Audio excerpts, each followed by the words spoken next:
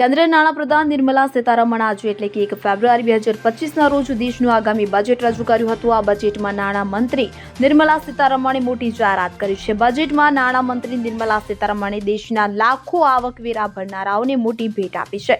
તેમણે 12 લાખ રૂપિયા સુધીની આવકને ટેક્સ ફ્રી કરી છે। તેમણે જણાવ્યું છે કે 12 લાખ રૂપિયા સુધીની આવક પર કોઈ ટેક્સ નહીં લાગે। આ ફેરફાર નવા ટેક્સ સિસ્ટમ હેઠળ કરવામાં આવ્યો છે। સાથે જ તેમણે વરિષ્ઠ નાગરિકો માટે ટેક્સ કપાતને લઈ મોટી જાહેરાત કરી છે, જેમાં વરિષ્ઠ નાગરિકો માટે ટીડીએસ મર્યાદા 50,000 રૂપિયાથી વધારીને 1 લાખ રૂપિયા કરવામાં આવી છે।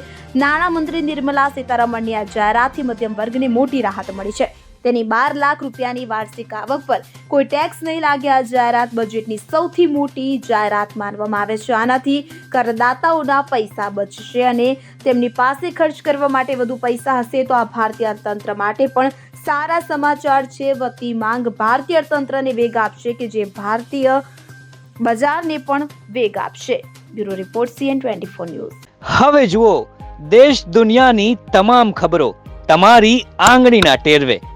ઉઠાવો મોબાઈલ અને Google Play Store પરથી ડાઉનલોડ કરો અમારી CN24 ન્યૂઝ મોબાઈલ એપ।